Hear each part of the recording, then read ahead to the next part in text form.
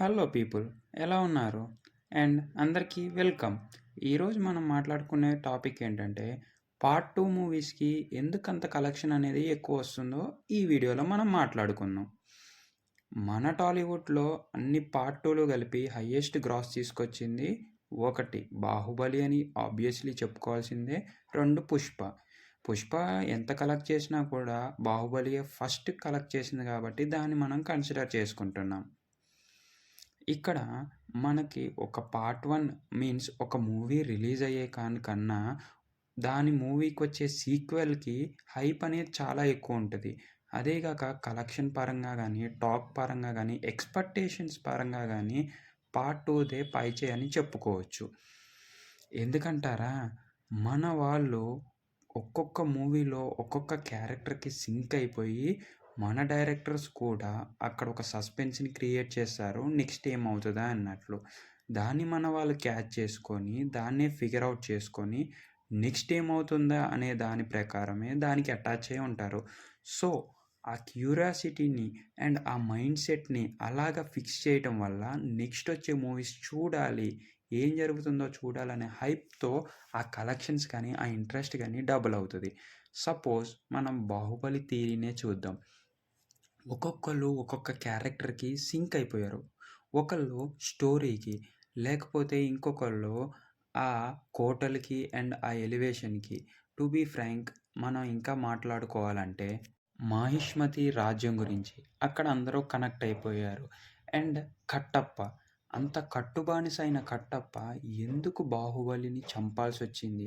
To be Frank part 1 అయిపోయాక part 2కొచ్చే గ్యాప్‌లో అందరూ స్టోరీని ఎక్స్‌పెక్ట్ చేశారు. ఇదే కన్క్లూజన్ అని వచ్చేశారు.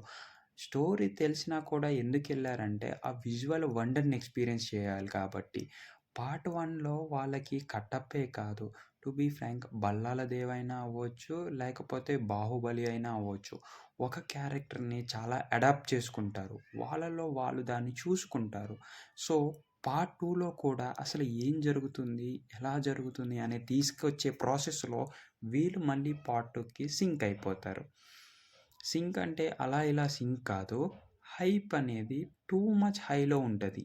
అదే ఈ పాయింట్‌కి ఒక కీ రోల్. అండ్ ఆ తర్వాత వచ్చేసి మన తెలుగులో ఉన్న 'పుష్ప 2'.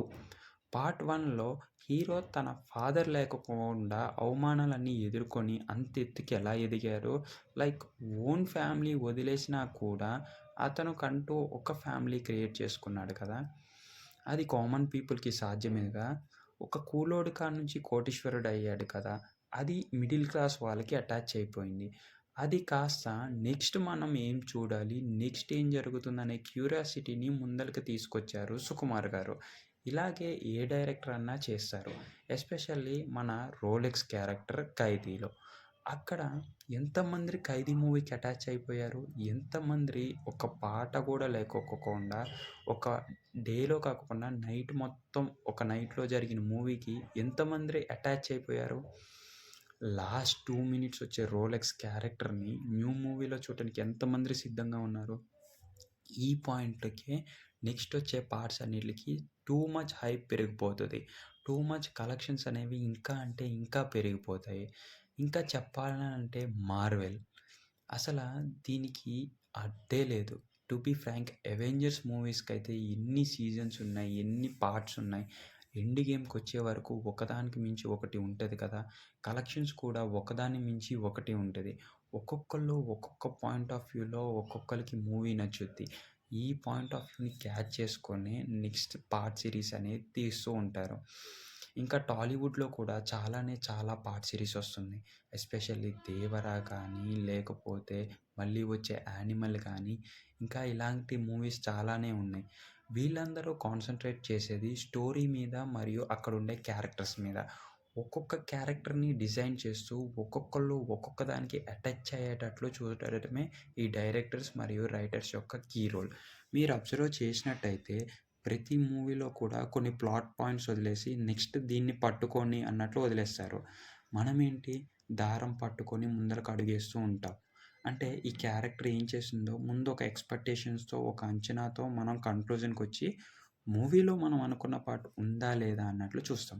అలాంటిదే ఈ 'రక్త చరిత్ర' కూడా. అంటే ఇప్పుడొస్తున్నాయిలే గానీ పార్ట్ 1, పార్ట్ 2 సీరీస్. అప్పట్లో ఇదంతా చాలా కొత్త అండి.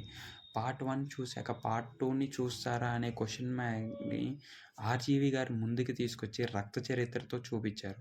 అది కూడా బ్లాక్ బస్టర్ అవ్వటం, 'బాహుబలి' కూడా బ్లాక్ బస్టర్ అవ్వటం ఈ సీరీస్‌ని కొనసాగించడానికి మెయిన్ రోల్‌గా కనపడుతుంది. అండ్ ఇక్కడితోనే కాదు టాలీవుడ్‌లో ఇంకా వచ్చే మూవీస్ అన్నీ సీరీస్‌తోనే లింక్ అయి ఉంటాయని మనం ఈజీగా చెప్పొచ్చు. అంతే అండి. ఈ వీడియోతో మనకి సెలవు. మీకు నచ్చితే లైక్ చేసి సబ్స్క్రైబ్ చేసుకోండి. అంతే గాకుండా కింద డిస్క్రిప్షన్‌లో మన టెలిగ్రామ్ ఛానల్ ఉంటది. వెంటనే జాయిన్ అయిపోండి. అది ఒక డీల్స్ ఛానల్. ప్రతి ఆర్డర్‌పై మీకు 50-90% ఆఫ్ వస్తది. ఇంకా గూగుల్ ఓపెన్ చేసి అక్కడ ఎనీథింగ్ అండ్ ఎవ్రీథింగ్ 997.com అని సెర్చ్ చేయంగానే మన హెల్త్ బ్లాగ్ వస్తది. అక్కడికొకసారి ఎళ్లి వింటర్ వల్ల ఎన్ని ఎఫెక్ట్స్ ఉన్నాయో చూడండి.